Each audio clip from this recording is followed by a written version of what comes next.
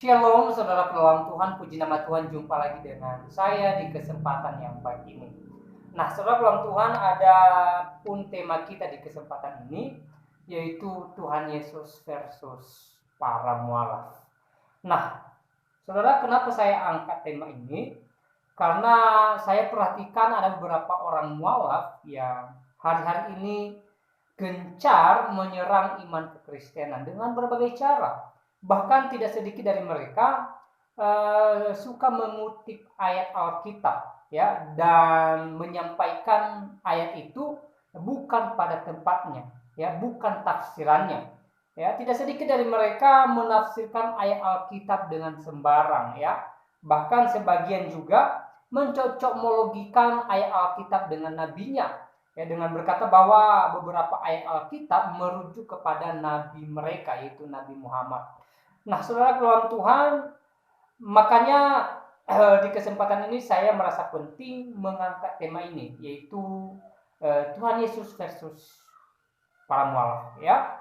Dan sebelum kita masuk dalam pembahasannya, saya sediakan beberapa ayat firman Tuhan yang menjadi dasar kita, ya, di dalam kitab Kidung Agung pasal 8 ayat 5 sampai 7, ya. Kidung Agung pasal 8 ayat 5 sampai 7. Dengan perikop cinta kuat seperti maut. Saya baca bagi kita.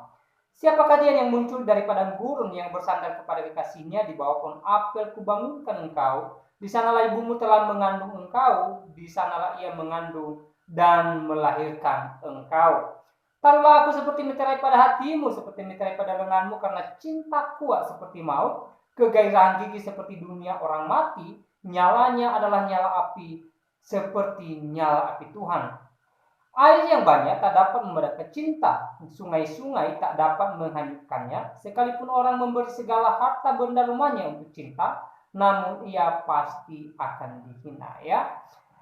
Nah, saudara dalam Tuhan, mungkin saudara berpikir, kenapa ayat ini saya angkat dengan tema yang saya sampaikan tadi, ya. Saudara dalam Tuhan, saya perlu jelaskan bahwa kitab Kidung Agung ini adalah kitab yang ditulis oleh Raja Salomo. Dari mana kita tahu, ya? Dari pasal 1, ya, ayat 1, Kidung Agung dari Salomo, ya.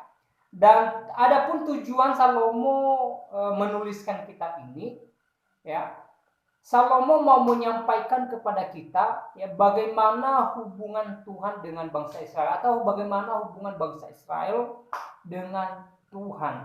Jadi hubungan antara bangsa Israel dengan Tuhan itu digambarkan seperti seorang kekasih, ya, hubungan yang sangat dekat, ya. Kalau kita berbicara mengenai hubungan sepasang kekasih, pastinya ini hubungan yang sangat dekat saudara dalam Tuhan. Tidak ada hubungan yang paling dekat, ya, di antara sesama manusia selain daripada hubungan antara sepasang kekasih, atau lebih jelasnya antara suami dan istri, ya. Karena hanya suami dengan istrilah yang berani buka-bukaan. Ada hal-hal tertentu yang tidak bisa dibuka oleh atau yang tidak bisa disampaikan oleh seorang suami kepada orang lain. Begitu juga dengan istri, ya. Tetapi, ya, kalau sudah berbicara hubungan antara suami istri, ya, tidak ada yang perlu ditutup-tutupi, apapun itu, ya. Jadi Salomo mengibaratkan hubungan bangsa Israel dengan Tuhan dan Tuhan dengan bangsa Israel ini seperti sepasang kekasih, ya. Jadi Salomo menyampaikan kepada kita di dalam ayat 5 sampai ayat 7 ini, pasal 8 Kidung Agung, ya, bahwa hubungan Tuhan atau hubungan bangsa Israel dengan Tuhan itu, ya, seperti sepasang kekasih, di mana mereka memiliki cinta yang begitu kuat, ya. Jadi tidak ada seorang pun yang bisa memisahkan mereka dari cinta itu. Tidak ada seorang pun yang bisa memadamkan cinta mereka, ya. Dan di sini dituliskan bahwa cinta mereka ini, ya, seperti api, ya, seperti nyala api, ya. Ayat 6, taruhlah aku seperti meterai pada hatimu, seperti meterai pada lenganmu, karena cintaku seperti maut, ya, kegairahan gigi seperti dulu orang mati, nyalanya adalah nyala api seperti nyala api Tuhan, ya. Cinta kuat seperti maut, ya. Jadi nyala api Tuhan yang dimaksud di sini adalah nyala api neraka, ya. Artinya Salomo mengibaratkan cinta antara bangsa Israel dengan Tuhan itu, atau cinta Tuhan dengan bangsa Israel itu, seperti kekuatan api neraka. Nah, sebelum itu saya perlu jelaskan bahwa, ya, api neraka tidak bisa dipadamkan oleh air manapun. Ya, air seluas bumi ini tidak bisa memadamkan api neraka. Ya, karena api neraka lebih panas, lebih kuat, lebih dahsyat daripada, ya, seluruh air di muka bumi ini, ya. Jadi tidak ada yang bisa memadamkan api neraka, ya. Jadi begitulah cinta antara Tuhan dengan bangsa Israel, atau bangsa Israel dengan Tuhan, ya. Nah, saudara Tuhan, hari-hari ini beberapa orang mualaf sering menyerang iman kekristenan, ya, dengan berbagai cara. Ya, saya sampaikan dari awal tadi, bahkan ada yang tidak segan-segan, ya, mengutip ayat Alkitab, ya, mencopot-copot ayat Alkitab, mencocok-mologikan ayat Alkitab dengan nabinya dan segala macam cara mereka, ya. Tujuannya adalah hanya untuk menyerang iman kekristenan. Saudara Tuhan, saya katakan bahwa, ya, cinta antara Tuhan, atau lebih jelasnya cinta Tuhan Yesus dengan orang pilihannya, ya, dengan umat pilihannya, saya katakan itu kuat, ya, sangat kuat. Jadi apapun cara orang di luar sana, apapun cara para mualaf, ya, menjatuhkan iman kekristenan itu, saudara Tuhan, tidak bakalan jatuh sampai kapanpun, ya, sampai akhir dunia ini, ya, sampai kiamat, ya. Cinta antara Tuhan dengan umat pilihannya tidak pernah jatuh, ya.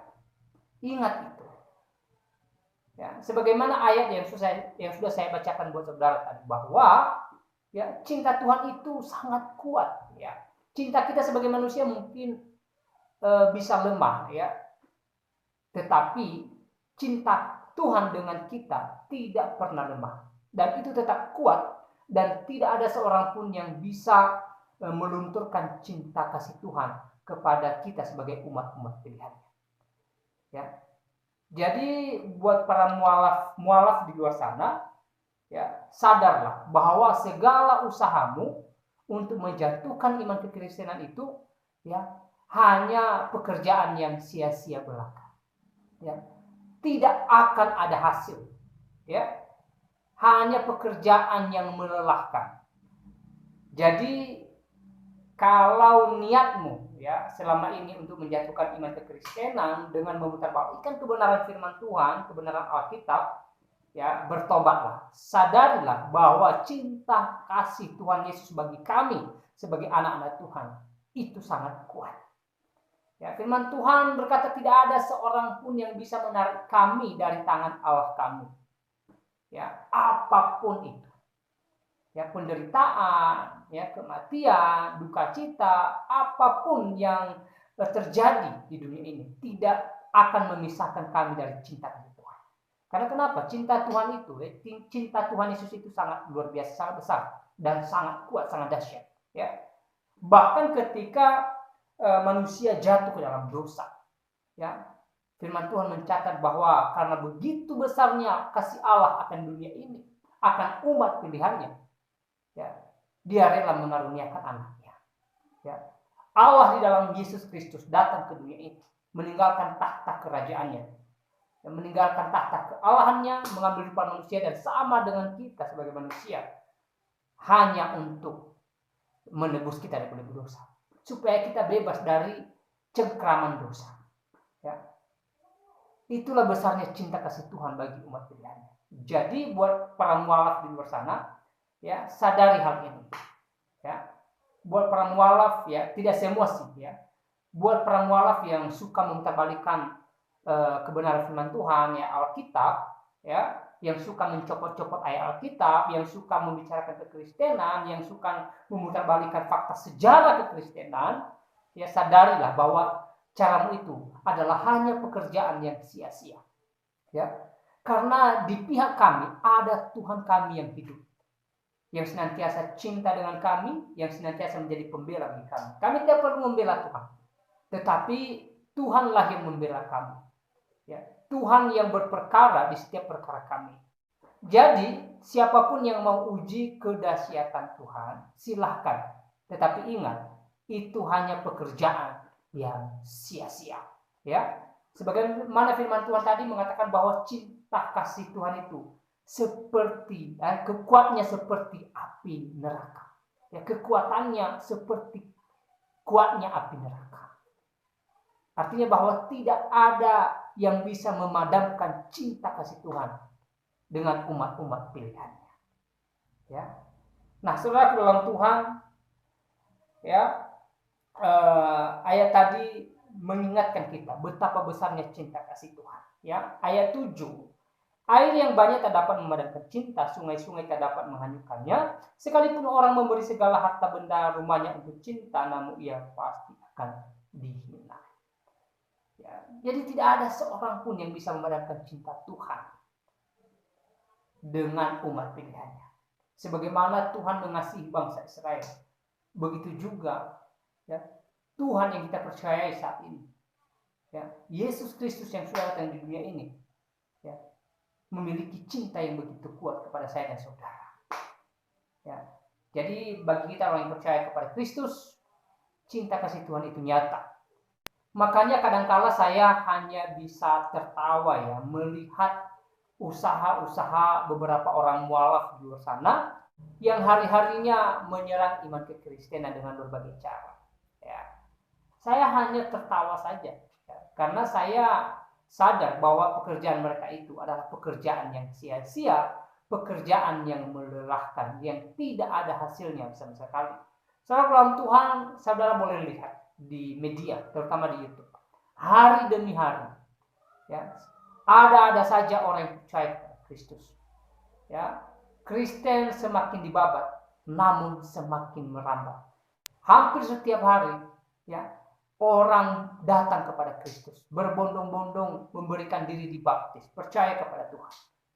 Ya, saudara boleh lihat di media, terutama di YouTube. Ya, jadi itu salah satu bukti bahwa kuatnya cinta kasih Tuhan itu bagi umat pilihannya. Tidak ada seorang pun yang bisa padamkan. Ya, jadi buat kita sebagai anak-anak Tuhan, ya, kiranya ayat ini, ya, firman Tuhan ini menguatkan kita, meneguhkan iman kita, dan membuat kita semakin semangat untuk memuliakan nama Tuhan. Nah, saudara orang tua, saya tidak terlalu panjang lagi menyampaikan pesan ini. Kiranya video singkat ini memberkati kita dan Tuhan Yesus memberkati kita semua.